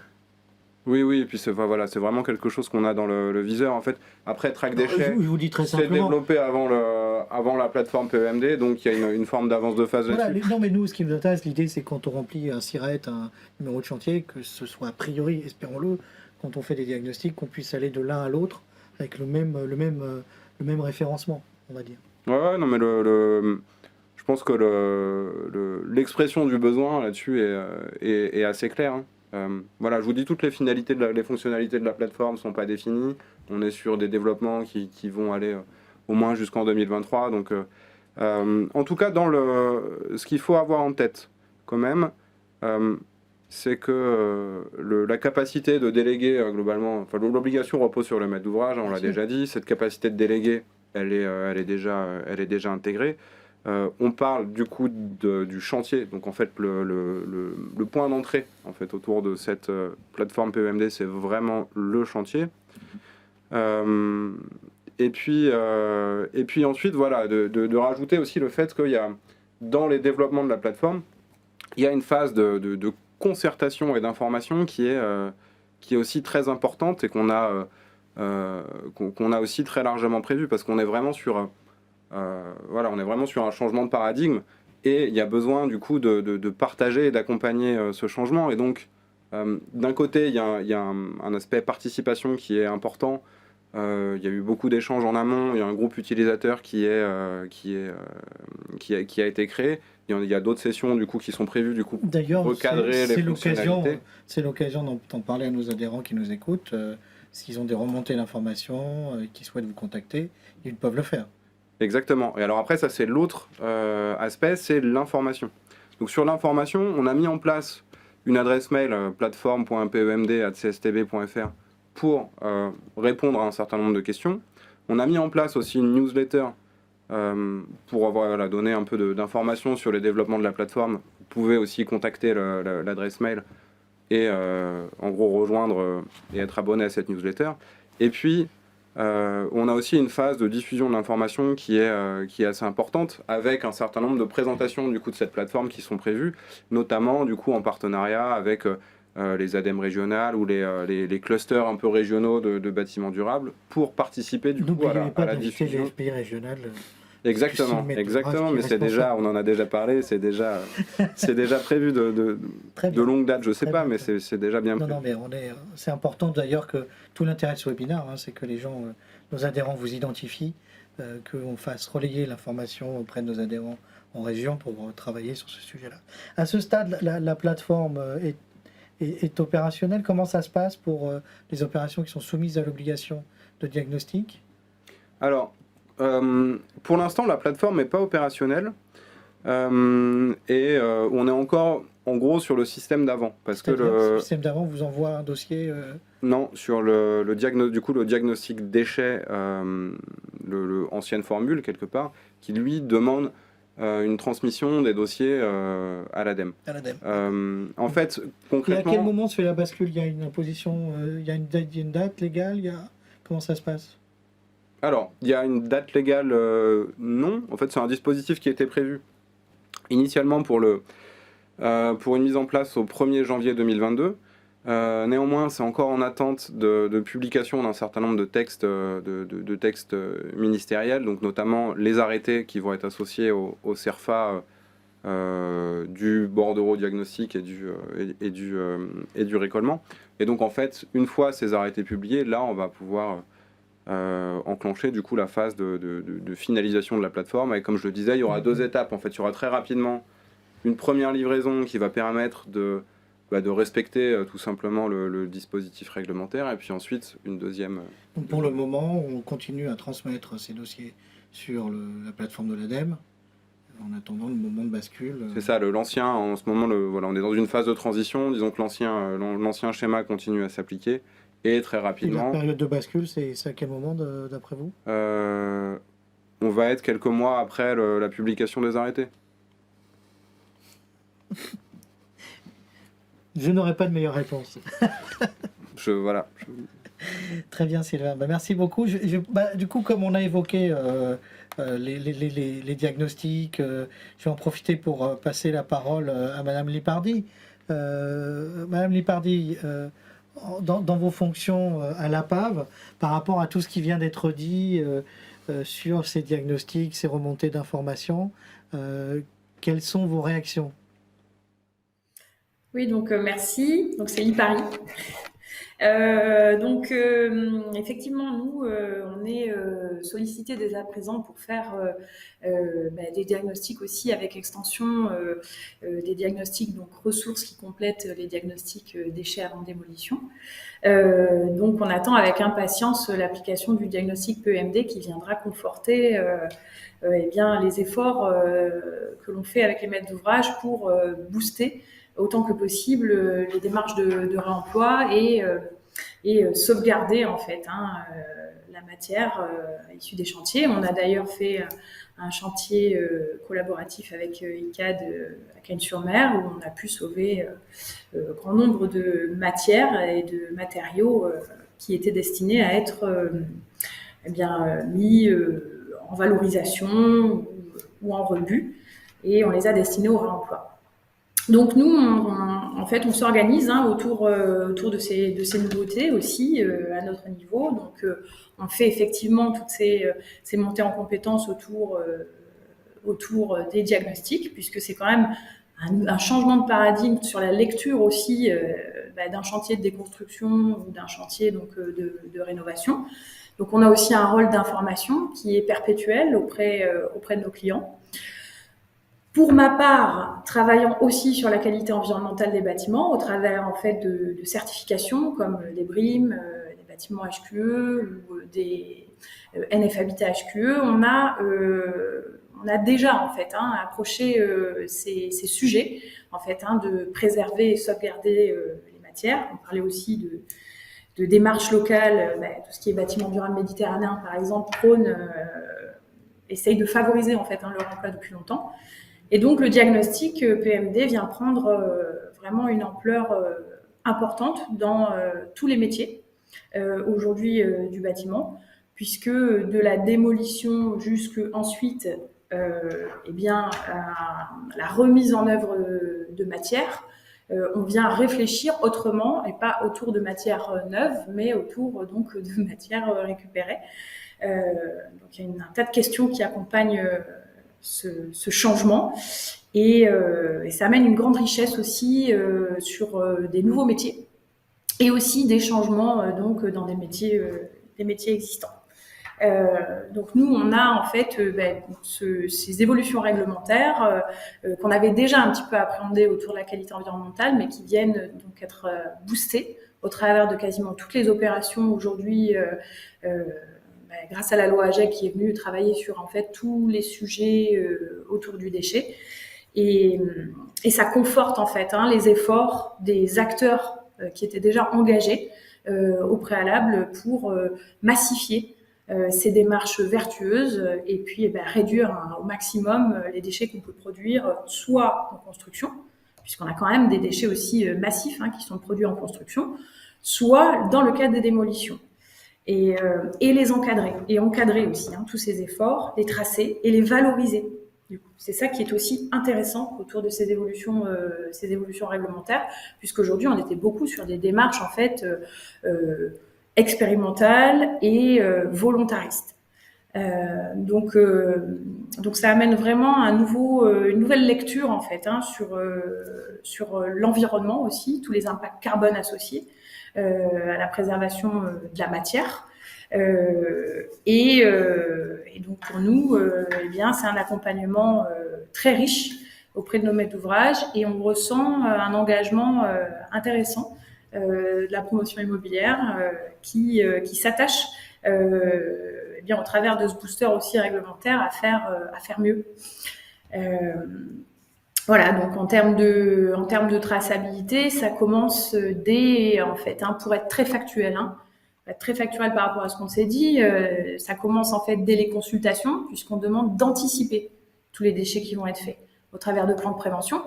Donc à partir de là, on vient dès la consultation réfléchir au type de déchets qui vont être produits, les quantifier et les valoriser même économiquement. Et donc, le fait que ça soit renforcé au niveau réglementaire, ça amène vraiment une force, en fait, pour mieux connaître ce sujet au niveau de la maîtrise d'ouvrage, puisque ce n'était pas forcément le cas avant. Et puis, c'est poursuivi avec donc les registres, les bordereaux de suivi, track déchets, qui amènent donc toute la poursuite, en fait, de ces efforts et une bonne lecture, une bonne connaissance de ces sujets pour nos maîtres d'ouvrage, pour que cela devienne plus clair aussi à leur niveau. Sur les sujets de démolition, évidemment, le diagnostic PMD, pour nous, c'est vraiment une très, très grande avancée au niveau environnemental. Pouvoir aller vers du réemploi, ça fait plusieurs années qu'on prône on va dire, cet axe de prévention des déchets pour éviter d'en produire en fait, puisqu'on vient qualifier des produits, équipements, matériaux pour éviter qu'ils deviennent en fait des déchets aussi grâce à ces diagnostics. Donc le fait que ça soit aujourd'hui inscrit dans la loi, c'est une grande opportunité de développement environnemental sur le segment immobilier.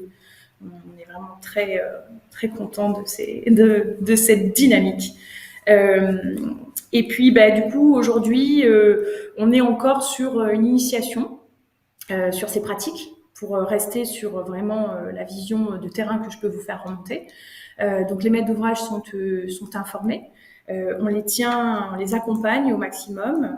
Certains sont engagés, donc ils ont déjà demandé, ils sont en demande de faire des diagnostics en fait, diagnostic déchets avec une partie réemploi, donc plutôt un diagnostic, on appelle ça un diagnostic ressources quand il s'agit uniquement de la partie réemploi. Et la fusion des deux, diagnostic déchets avant démolition tel qu'on les connaissait sous la précédente version et le diagnostic ressources dédié au réemploi, donne in fine nos futurs diagnostics PEMD. Donc on sent qu'il y a une envie aussi de la part des maîtres d'ouvrage de se diriger vers cette dynamique et de réutiliser un maximum les éléments qui sont à leur disposition ou d'en faire bénéficier d'autres acteurs. Voilà sur ce que je peux vous faire remonter à ce sujet et puis on aura peut-être l'occasion de discuter justement avec le représentant d'ICAD de l'expérience qui a été faite sur le chantier de Cannes-sur-Mer en particulier. Écoutez, merci Madame Lipari de me faire la transition. Donc David va donc rebondir sur votre transition et nous présenter des retours d'expérience par rapport à ce type de diagnostic et puis les évolutions que vous voyez, David, dans l'activité. Juste comme ça, une question, David, le délai pour faire un diagnostic sur une opération avant un diagnostic PEMD de ce type-là, combien de temps ça prend? Alors ça, c'est une colle parce que je ne suis malheureusement pas aux côtés des opérationnels, donc je ne sais pas vous répondre. Peut-être, Madame Lipari, combien de temps ça prend un diagnostic? C'est là que le PEMD devient un petit peu plus complexe que les diagnostics déchets qu'on pouvait faire avant. C'est qu'il y a quand même cette complexité du réemploi qui nécessite des visites préalables et malgré tout une lecture du bâtiment avant d'engager une proposition ou d'envisager en fait le potentiel de réemploi. Sans voir le bâtiment, c'est compliqué. On a des ratios et des idées de ce qui peut se passer selon le nombre de mètres carrés quand même. Hein. On ne traite pas 10 000 mètres carrés comme 1500 et avec le même délai. Mais le contenu et l'état du bâtiment, sa vétusté et savoir s'il est encore occupé ou pas, va amener en fait un délai de réalisation de la prestation qui sera différent. Mais il faut anticiper. Moi, le mot d'ordre, c'est vraiment d'anticiper au maximum. Et d'essayer de trouver moyen, lorsqu'on est parfois sur des sessions de terrain et de bâtiments qui juridiquement font que vous n'êtes pas tout de suite propriétaire, essayer de trouver des compromis pour qu'on puisse intervenir le plus tôt possible pour vous accompagner dans ces démarches de réemploi. Plus c'est pris tôt, plus il y a un potentiel de valoriser les ressources disponibles sur le site. Merci beaucoup, Madame Lipari. Alors, David, je vous laisse la parole. Oui, donc je vais vous parler du coup de 3 points en fait qui sont pour moi importants par rapport à ce qu'on est en train de se dire. Déjà, pourquoi intégrer l'économie circulaire dans nos projets? Ensuite, quels leviers on peut utiliser pour favoriser le réemploi des matériaux? Et finalement, les contraintes et les points de vigilance que nous, on a pu identifier au regard de nos pratiques actuelles, sachant qu'on fait des diagnostics d'e-ressources depuis de nombreuses années dans le cadre de notre politique RSE et que maintenant, ça va devenir une obligation réglementaire. On s'adresse aussi à nos collègues adhérents qui n'ont pas forcément les mêmes habitudes, cher David. Tout à fait. Donc on va essayer de leur faire profiter de notre retour d'expérience. Exactement, c'est l'objectif Même ce si, matin. Vous l'avez bien compris sur la notion de délai, on est encore dans le flou. Dans le flou. Oui, j'ai bien compris qu'aucun d'entre vous n'a voulu répondre. Ouais. Mais je rejoins Madame sur la notion d'anticipation, ça va être quand même la clé du sujet. Mais je crois que Madame Lipari l'a dit clairement, c'est que une difficulté, c'est de demander à un vendeur, avant que le transfert de propriété soit fait sur un ouvrage qui doit être démoli, de pouvoir faire les diagnostics et ne pas attendre que le transfert de propriété soit juridiquement constaté. Et ça, c'est effectivement des choses qu'on n'avait pas l'habitude de faire dans les promesses unilatérales de vente, par exemple. Alors peut-être revenir rapidement sur l'intérêt pour le maître d'ouvrage de se lancer dans l'économie circulaire. C'est avant tout effectivement d'intégrer toutes les problématiques de transition environnementale. Ça a été dit, un des leviers d'action parmi tant d'autres, dans les leviers qu'on a pour décarboner nos bâtiments demain. Être un acteur en fait plutôt que subir, bien évidemment, ça c'est quand même aussi un peu le sujet, parce que quand on voit que ça devient effectivement réglementaire, on est quand même content d'avoir un peu défriché le sujet. Avoir aussi une approche holistique des questions, parce que bien évidemment aujourd'hui on est malheureusement pris par notre quotidien et très souvent dans des réflexions assez silotées, et ça a été très bien dit, aujourd'hui on va réfléchir beaucoup plus au flux entrant, flux sortant de tous les matériaux qui rentrent dans les devis d'un projet, et je dirais que le gros changement aussi pour le promoteur, c'est finalement de s'intégrer dans le temps long des réflexions avec des matériaux qu'on met en œuvre. L'ACV nous amène à réfléchir sur le temps long et toutes ces questions de déchets également. L'analyse de cycle de vie que vous pratiquez tous dans l'ARE 2020 dorénavant. Voilà. Et qu'on va être incité aussi via l'ARE 2020 qui va nous inciter en fait via le poids carbone nul des matériaux de réemploi à y recourir bien évidemment. Et ça c'est important parce qu'on ne l'a pas évoqué, le poids carbone du matériau de réemploi dans la réglementation est nul. C'est ça. Et j'insiste sur le sujet parce que c'est extrêmement important dans les années à venir. Alors, pas immédiatement avec les premiers seuils, mais dans les prochaines années, ça va devenir un sujet clé de pouvoir réduire drastiquement le poids carbone d'un ouvrage par le réemploi. Et donc, effectivement, là-dessus, on peut peut-être juste rajouter aussi un élément, et ICAD a été largement impliqué aussi dans le développement de ces méthodes. La RE 2020, donc c'est pour les bâtiments neufs. Il y a aussi des dispositifs quelque part de soutien à l'évaluation des gains carbone associés à l'utilisation de matériaux de réemploi en rénovation via une mécanique de compensation carbone et de label bas carbone. Et c'est vrai qu'on a contribué à l'émergence de ce type de méthode autour justement du réemploi. Et donc, pour continuer, je vais vous parler en fait des leviers que nous on considère très importants. Le premier levier, c'est bien évidemment la formation des collaborateurs. Et notamment de nos développeurs, l'ensemble de la chaîne de promotion immobilière, de l'amont jusqu'à l'aval, de bien savoir dans quoi on s'engage quand on s'engage sur ces sujets-là, qui sont des sujets compliqués, on va le voir, et notamment pour des questions d'assurabilité.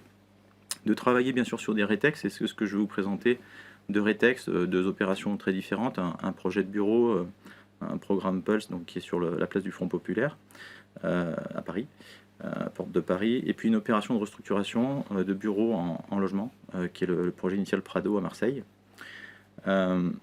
Et donc ensuite, sur les leviers pratiques, c'est aussi de mettre tout le monde dans la pratique de cette économie circulaire, qui peut se voir sous deux volets en fait, soit contribuer à participer à l'offre, et donc c'est ce que va nous inciter le diagnostic PEMD, le diagnostic ressources, pour finalement mettre sur le marché des éléments de réemploi, et bien évidemment essayer aussi de l'intégrer, comme on le disait, dans nos projets et devenir finalement consommateur de ces matériaux de réemploi. Et puis un quatrième point qui est de hiérarchiser en fait, comme je le disais, les ambitions par rapport aux impacts. Bien évidemment, c'est du temps, c'est de l'investissement, et au regard du temps qu'on va y passer sur une opération, il faut être modeste parfois dans nos ambitions, parce que c'est des sujets qui ne sont pas simples. J'y reviens. Donc pour vous parler simplement dans un premier temps du projet Pulse, qui est donc un gros projet de tertiaire avec un projet très vertueux, structure à base de matériaux biosourcés, opération d'à peu près 30 000 m². Sur cette opération, nous avions de nombreux labels, et ça a été évoqué tout à l'heure à Paname Paris, avec des labels qui nous incitent là aussi, pour certains, donc le HQE excellent, etc., le BRIM, à aller, le BBCA également sur l'aspect carbone, on l'a dit, par rapport à la valorisation du réemploi, à aller sur la pratique du réemploi et valoriser les matériaux. Donc un exemple maintenant assez courant finalement en bureau, c'est d'avoir recours à des faux planchers de réemploi. Donc sur cette opération, il y a quand même 20 500 m² de faux planchers de réemploi. Il y a eu donc 8 lieux de sourcing initiaux pour arriver finalement à collecter l'ensemble de ces faux planchers, et ça a représenté quand même un gain significatif de 15 kg de CO2 par mètre carré SDP. À un prix équivalent ? À un prix, on va dire, à peu près équivalent. Ouais. Mais c'est vrai que ça va être aussi un sujet, effectivement, parce que la mécanique de mise en place de tout ça n'est pas neutre. Mais en tout cas, il faut aujourd'hui favoriser ce type de démarche pour justement aussi faire baisser les coûts. Parmi les autres leviers, donc tout ce qui est parquet sur champ, on a pu réemployer là aussi à peu près 1200 m², des mains courantes, des éléments de moquette certifiés, des éléments en fait de mobilier, donc des bancs par exemple, des choses comme ça, et puis aussi des éléments en fait d'isolant à base de textile recyclé. Donc ça c'est vraiment tout ce qu'on a essayé de mettre en place. Et sur les produits recyclés, faux plancher par exemple, en termes d'assurance, il y a une démarche particulière d'information de l'assureur? Oui, alors pour tous les sujets, je vais y revenir, mais c'est vrai que pour tous les sujets en fait issus du réemploi, c'est une attente assez forte des directions techniques de nos assureurs de bien comprendre en fait dans quel système on s'inscrit en termes de, on va dire, requalification des produits. Et alors par rapport à ce que vous êtes en train de souligner comme question, ça a amené par exemple sur le projet de Pulse, en partenariat avec une société qui s'appelle donc Mobius, à mettre en place finalement cette société, à la développer et à mettre tout un processus en place de requalification de ces faux planchers. Voilà. Et nous sommes accompagnés en fait dans beaucoup de nos projets par CycleUp, qui est une joint venture entre ICAD et GIS, qui nous sert en fait à la fois d'AMO, d'accompagnateur sur nos projets et qui est bien évidemment aussi avant tout une plateforme de mise sur le marché de matériaux de réemploi. Parmi les autres leviers qu'on peut souligner, c'est aussi, on en parlait tout à l'heure, l'anticipation en fait de la démontabilité et l'évolution des bâtiments. On est sur des structures de plus en plus, on va dire, poteau-poutre. Ce projet étant aussi un projet finalement en structure bois, avec des assemblages mécaniques, on imagine à terme de pouvoir finalement démonter le bâtiment, le déconstruire, pour pourquoi pas réutiliser ces poteaux, ces poutres dans une autre vie. On a des charpentes qui sont millénaires pour certaines en structure bois. On peut imaginer que ces matériaux soient réutilisés. On retrouve la même approche que dans les autres industries, d'anticiper la démontabilité lors de la conception. Tout à fait. Et puis des choses un petit peu plus exotiques, autour finalement aussi de récupération des eaux de pluie, tout ce qui va en rentrer finalement, les systèmes organiques, récupérer tout ce qu'on peut composter pour en faire de l'agriculture urbaine, etc., des engrais, des potagers qui vont être sur le toit du bâtiment et qui vont alimenter le RIE du bâtiment. Donc on s'inscrit dans cette logique d'économie circulaire un petit peu à tous les leviers, à tous les postes. Alors là, j'ai un... Continuez, je pense qu'il y a un petit souci technique, mais ouais. Allez-y. Donc ensuite, par rapport aux autres, à l'autre projet dont je voulais vous parler, alors, voilà, on est revenu. Voilà, on va y arriver. Tac. Alors, je sais plus où je suis. Voilà, je suis allé trop loin, pardon. Voilà, tac. Donc l'autre projet dont je voulais vous parler, c'est un projet de bâtiment R+9 qui est situé à Marseille, au Prado, avenue du Prado. Donc c'est une reconversion en fait d'un bâtiment de bureau existant dont on a conservé en fait la structure primaire et qu'on a étendue et sur lequel on a fait une surélévation de 3 niveaux, notamment structure légère pour des questions de descente de charge. Là aussi projet sur lequel on a essayé d'être exemplaire bien évidemment en termes de conception et de construction, et dans lequel on a souhaité lors de la déconstruction finalement mettre en valeur les matériaux qualitatifs qui étaient dans ces bureaux. Et donc là, on a eu recours justement à des acteurs locaux du territoire, notamment R Adificaire et puis R+ Éveil.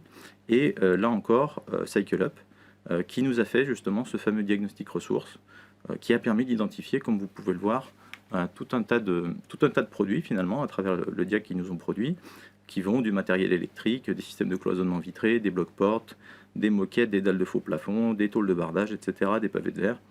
Et donc, on a essayé bien évidemment de remettre tous ces produits sur le marché et plus globalement, par rapport plutôt à une vision non économique du sujet, à des acteurs de l'économie sociale et solidaire locale, que ce soit donc Elan, Jouk, Yes We Camp et d'autres acteurs du territoire marseillais, avec qui on a travaillé sur ce sujet finalement de valorisation.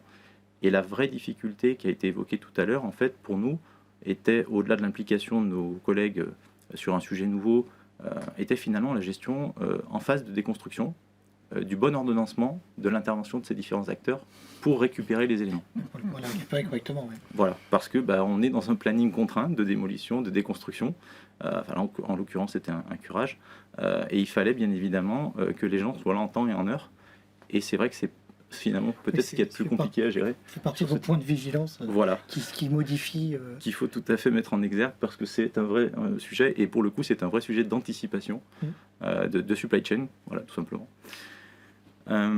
Et donc peut-être les points de vigilance que je souhaitais mettre en avant. Donc c'est vrai que quand on est dans de l'innovation, que ce soit de produits, de processus ou d'organisation, il y a tous ces aspects qu'il faut bien prendre en compte, et notamment l'organisation.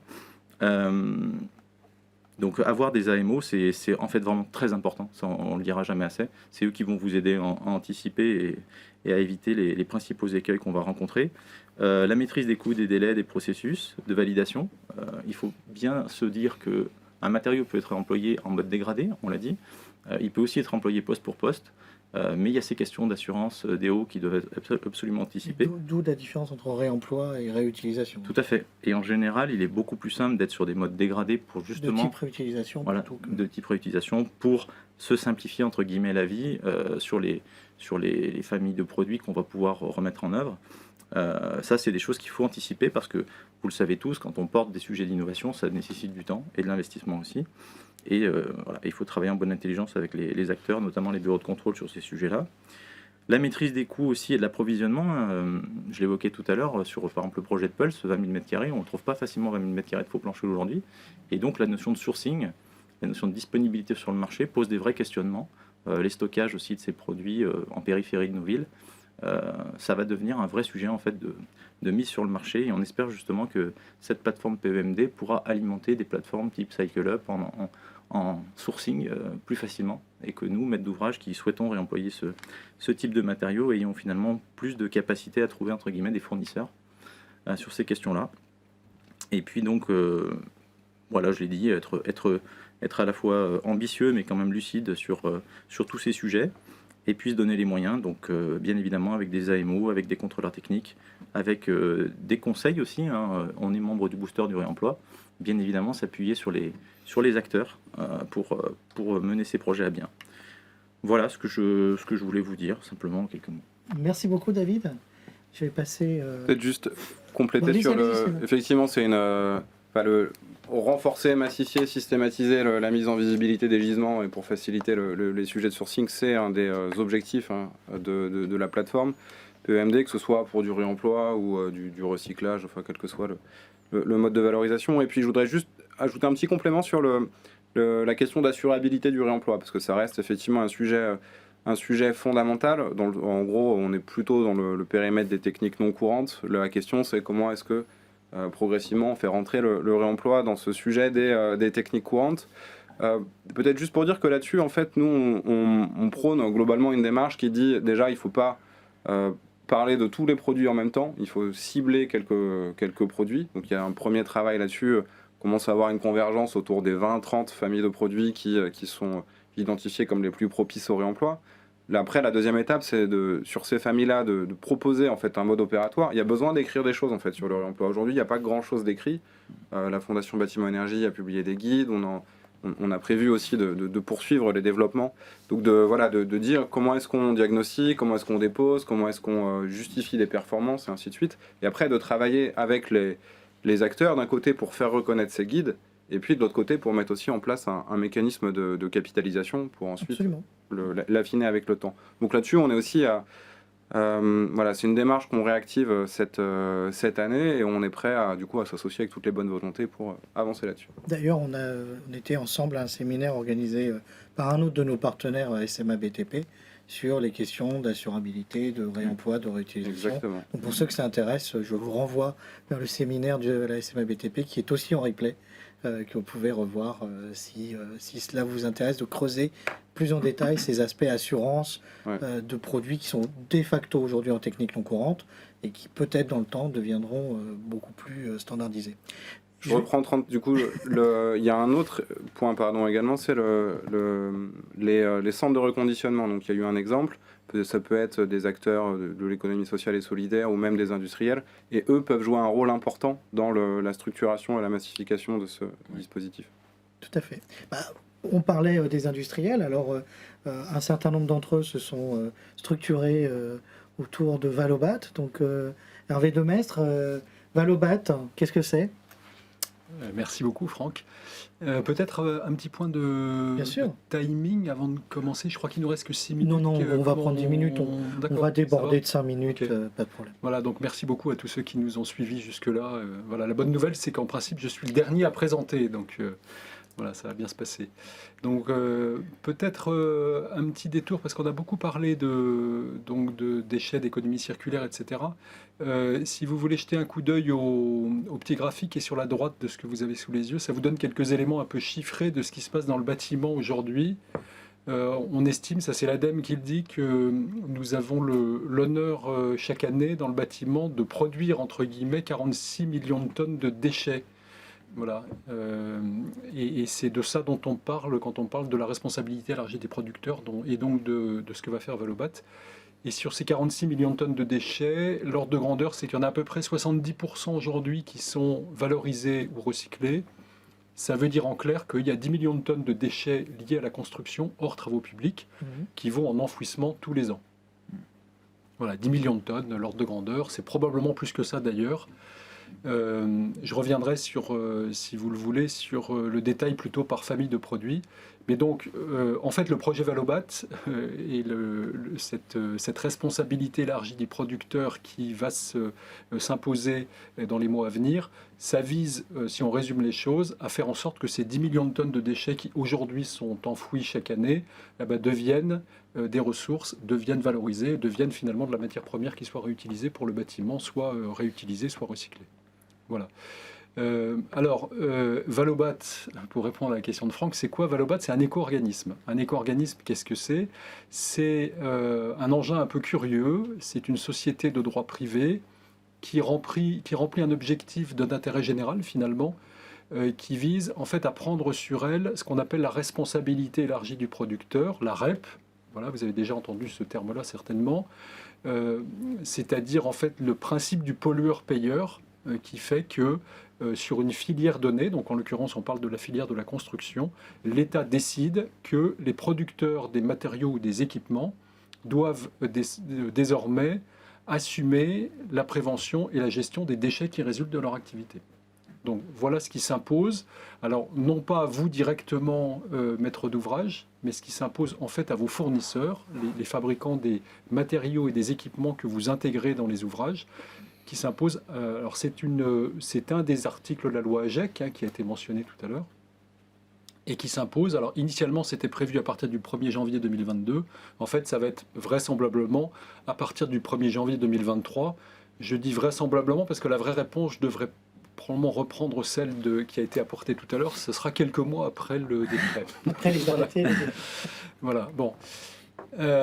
Et donc un éco-organisme, ça sert à quoi? Et c'est là que ça commence à devenir potentiellement intéressant pour vous, maître d'ouvrage. Un éco-organisme, ça fonctionne de la manière suivante.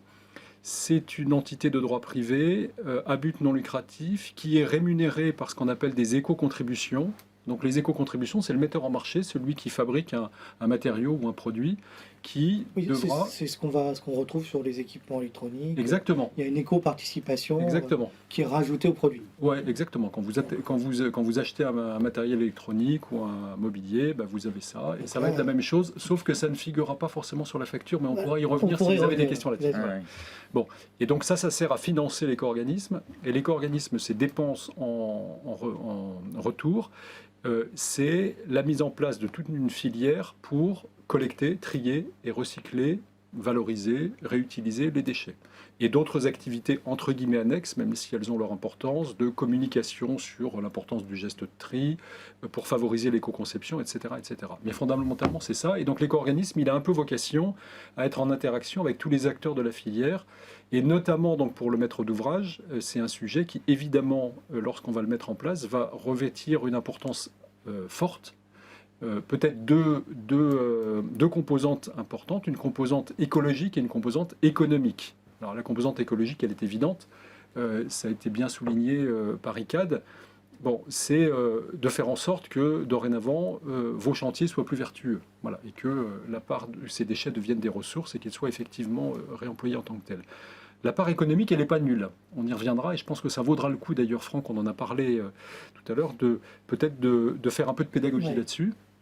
Oui, parce que voilà, je vais essayer de vous dire les choses de façon assez simple, même si c'est assez compliqué. L'impact pour vous, maître d'ouvrage, il est le suivant. Il est que vos fournisseurs de matériaux vont, lorsqu'on mettra en place cette REP, s'acquitter d'une éco-contribution. Donc leurs coûts de production vont être accrus. Donc vraisemblablement, il va y avoir un impact sur votre coût d'achat des matériaux. Voilà, renchérissement du coût des matériaux dans une période où il n'y avait peut-être pas besoin de ça, mais c'est un autre débat. Voilà.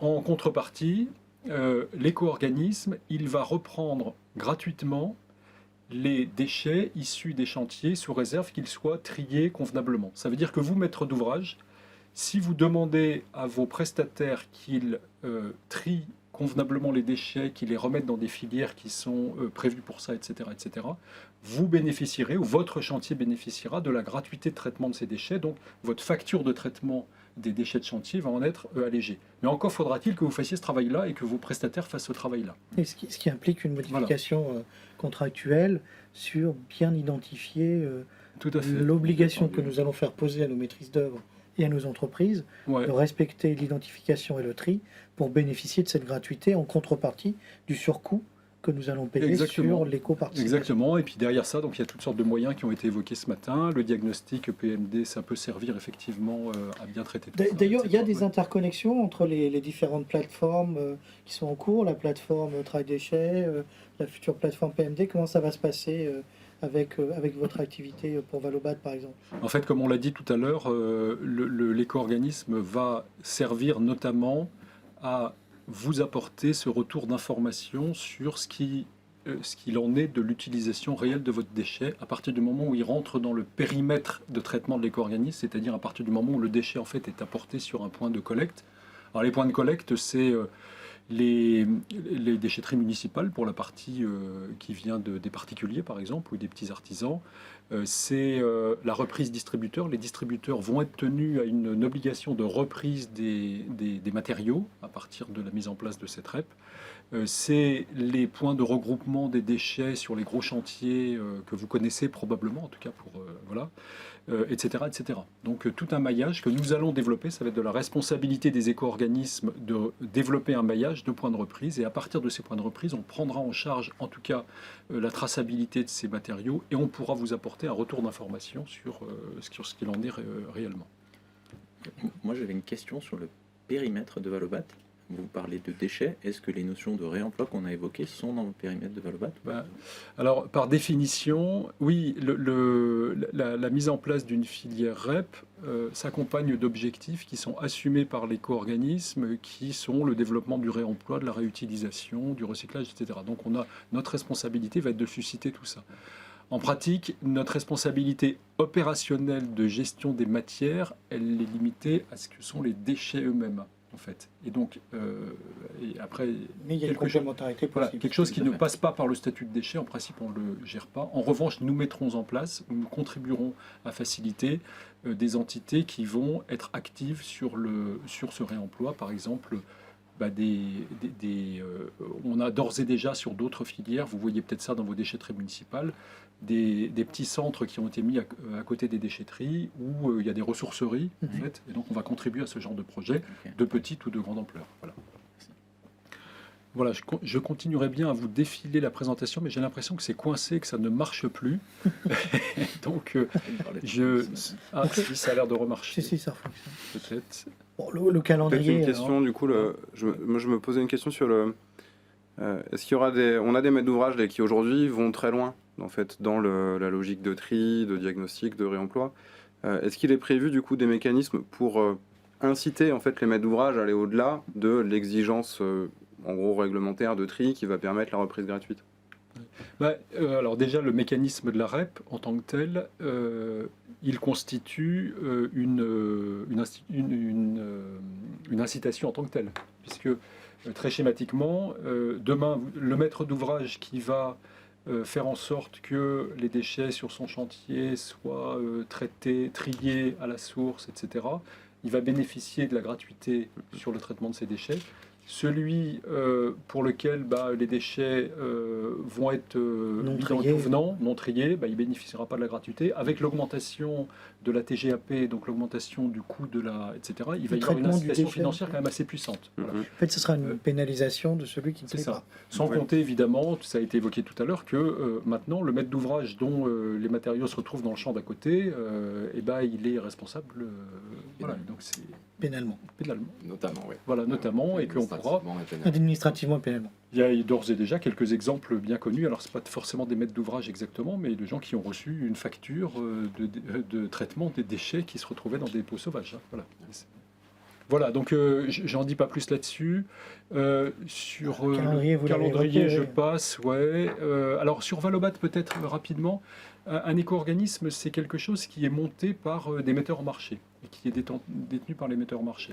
Donc en fait, Valobat, ça a été créé par, à l'époque, 26 metteurs en marché, 26 associés, maintenant 36. En fait, notre collectif d'actionnaires est toujours ouvert, qui sont principalement des industriels qui fabriquent des produits, des équipements, des matériaux, mais également des distributeurs. Il se trouve que le distributeur est parfois considéré comme le metteur en marché. Là, c'est une subtilité. Le metteur en marché, c'est en général celui qui fabrique le produit, sauf lorsque il est importé. Et donc, dans ce cas-là, c'est l'importateur. Et il se trouve qu'il y a des distributeurs qui vont importer des produits, classiquement du bois ou des céramiques, par exemple, des carrelages. Hein. Mais ça peut être aussi le distributeur si, dans le cas d'une marque propre, une MDD, dans ce cas-là, c'est lui qui met le produit sous sa propre marque sur le marché, donc il est considéré comme metteur en marché. Donc, c'est lui qui va payer l'éco-contribution. Donc en fait, on a réuni un tour de table. C'est lui qui va facturer l'éco-contribution. C'est lui qui va Non. C'est lui qui va s'acquitter de cette éco-contribution à l'éco-organisme. D'accord. Ensuite, charge à lui de la répercuter ou pas. Ou pas. C'est de sa liberté commerciale et donc de la responsabilité. Enfin voilà. Oui, donc il n'y a pas d'automatisme à nous imputer Non. à nos entreprises et à nos maîtres d'ouvrage cette C'est éco-contribution. une excellente question, Franck, comme toutes vos questions, Franck, évidemment. Parce qu'on a commencé à avoir des courriers, Non, mais ça fait l'objet de beaucoup des de courriers débats. circulaires et donc il n'y a pas d'automatisme à Non, l'imputation. en fait, pour être très clair, il y a effectivement un débat qui continue à ce stade, qui est faut-il que pour cette filière REP, on mette en place, comme ça est le cas pour la filière des équipements électriques ou des ameublements, une visibilité sur toute la chaîne, très exactement de l'éco-contribution, avec une obligation de chacun de la répercuter juste, sans réfaction ou sans inflation. Est-ce qu'on met une étiquette complémentaire à notre appartement? Vous achetez un appartement X centaines de milliers d'euros, plus X milliers d'euros d'éco-contribution. Pour l'instant, l'État ne l'a pas souhaité, pour des raisons qui lui sont propres et que je ne commenterai pas. Il y a un certain nombre de gens dont je fais partie qui pensent que ce serait une bonne idée et qui militent pour que ce soit le cas, parce que il y a une forme de visibilité, ça permet une forme de pédagogie, et puis ça permet aussi de s'assurer, notamment pour que il n'y a pas d'inflation avec les prises de marge successives. Donc il y a exactement... Vous parlez d'or, monsieur Demestre. Voilà. Bon, alors pour l'instant, c'est pas prévu. Parce que des marges sur l'éco-contribution successives... Donc ça veut dire en clair pour vous que le surcoût lié aux matériaux, il sera le résultat, ni plus ni moins, des négociations successives de vos fournisseurs aux différentes étapes. Et là, ils seront libres dans leur démarche commerciale. Voilà, donc Valobat, c'est une entité économique qui a été mise en place par des metteurs en marché, qui sont ses actionnaires et qui la financent, qui ont vocation, les actionnaires, à être un peu la partie émergée de l'iceberg de plusieurs milliers de metteurs en marché, puisque dans le bâtiment, les metteurs en marché, ils vont être de toute taille et extrêmement nombreux. Et qui va supporter pour la filière des objectifs d'amélioration d'amélioration de réemploi, d'amélioration de recyclage, etc. Donc nous allons obtenir, j'espère, un agrément lorsque l'État sera prêt à délivrer les agréments, donc dans quelques mois, j'espère, sur la base d'un cahier des charges. Et ce cahier des charges, il nous imposera des objectifs d'amélioration des taux de recyclage, etc. Et donc charge à nous de prendre en charge les déchets et de faire en sorte que ces objectifs soient atteints, notamment en utilisant les bons prestataires. Si on a encore 2 minutes, Franck, je vais rentrer un peu dans le concret avec le graphique que vous avez sous les yeux pour vous montrer finalement de quoi on parle en termes d'équipements et de matériaux et de quoi on parle en termes de taux de valorisation actuel. Donc c'est un peu chargé là, mais si vous vous accrochez encore 2 minutes, vous avez en haut en noir, par famille de matériaux ou de produits, des tonnages estimés de production de déchets annuels.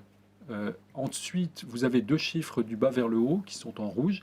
Vous avez un chiffre de taux de recyclage estimé par famille de produits et ensuite un taux de valorisation estimé. Voilà. Donc recyclage, on l'a évoqué tout à l'heure, c'est le matériau qui est réutilisé en matière première secondaire. La valorisation, schématiquement, quand on parle du bois, c'est de la valorisation énergétique. Quand on parle des matériaux inertes que vous avez à gauche, c'est le remblaiement de carrière, etc. Voilà. Bon, ce qu'il faut retenir de ça, c'est que vous avez finalement deux grosses familles de matériaux et de déchets dont on parle dans le bâtiment aujourd'hui. Vous avez plutôt sur la gauche des matériaux en énorme tonnage, hein, les inertes, ordre de grandeur 30 millions de tonnes, les métaux, le bois, qui sont plutôt pas si mal valorisés que ça finalement. On a des taux de valorisation, c'est plus de 90% pour les métaux, c'est plutôt 80% au total pour les inertes et pour le bois.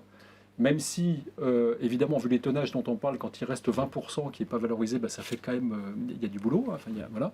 Mais quand même, qui sont à des niveaux de performance qui sont aujourd'hui assez satisfaisants, avec des filières qui fonctionnent, voilà, notamment du côté du remblaiement et du concassage du béton pour les inertes, et notamment pour les fabricants de panneaux de particules réutilisent beaucoup de bois recyclé. Voilà.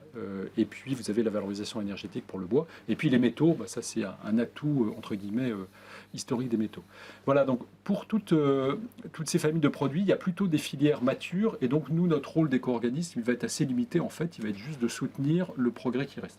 Et puis vous avez à droite, sur le graphique, vous avez finalement en gros tout le second œuvre, pour faire très court, avec des produits et des matériaux dont les taux de valorisation aujourd'hui sont très faibles. Pour plein de raisons, parce qu'ils sont mal collectés, ils sont plutôt collectés en mélange, parce que pour certains, le recyclage effectif est compliqué. On peut avoir des processus qui sont soit en démarrage, soit qui n'existent pas. Pour certains, on a des filières, mais elles nécessitent un tri à la source extrêmement précis qui n'est pas effectué sur les chantiers aujourd'hui. C'est le cas par exemple du verre des menuiseries. Le vitrage des menuiseries, pour faire court, pour arriver à le réutiliser dans un float, il faudrait aujourd'hui démanteler une à une mais démanteler proprement, c'est-à-dire séparer exactement le verre du reste. Je vous fais pas un dessin, c'est pas fait aujourd'hui. Ce qui ne peut se faire qu'en usine. Alors voilà, voilà. Donc, sans casser le double vitrage qu'on transporte. Exactement. Et c'est là qu'il y a un énorme boulot à faire sur la filière, qui nécessite notre intervention en tant qu'éco-organisme, notre capacité, avec les moyens financiers dont nous disposerons par les éco-contributions, de pouvoir permettre des investissements par des professionnels du recyclage, par de la massification, parce que pour que ces professionnels du recyclage puissent investir dans ces procédés qui n'existent pas ou qui restent il faut qu'ils soient assurés d'un certain volume, et donc voilà, c'est ce qu'on va leur apporter. Voilà. Et donc pour répondre à la question tout à l'heure de David, on va intervenir nous en reprenant la propriété des déchets plutôt sur ces familles de droite, parce que là, on a besoin d'être propriétaire du déchet pour pouvoir transformer la filière. Et sur les familles de gauche qui sont un peu autoportantes, on va plutôt pas être propriétaire du déchet, on va surtout intervenir simplement sur un mode financier, c'est-à-dire plutôt par de la subvention, entre guillemets. Voilà pour vous présenter un peu les choses. Je crois que ce qu'il faut retenir, peut-être sans être trop long, Franck, c'est que c'est un sujet dont il faut vous emparer, je pense, et notamment pour les raisons à la fois écologiques qui ont été évoquées, mais aussi pour les raisons économiques.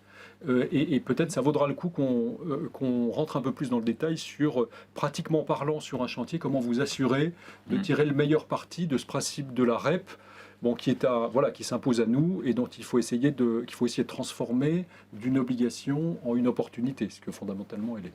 Voilà.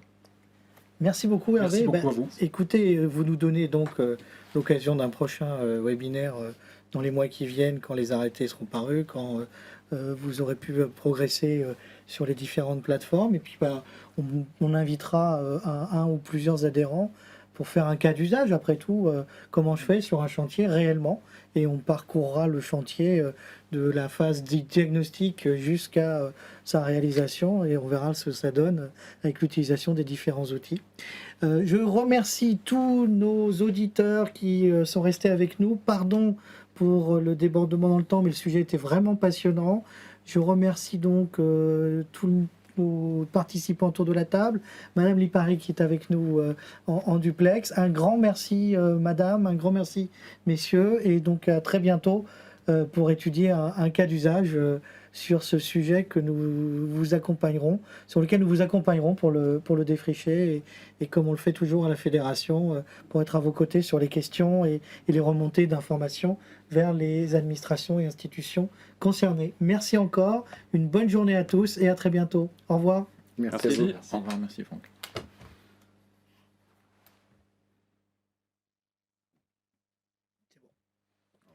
C'est bon.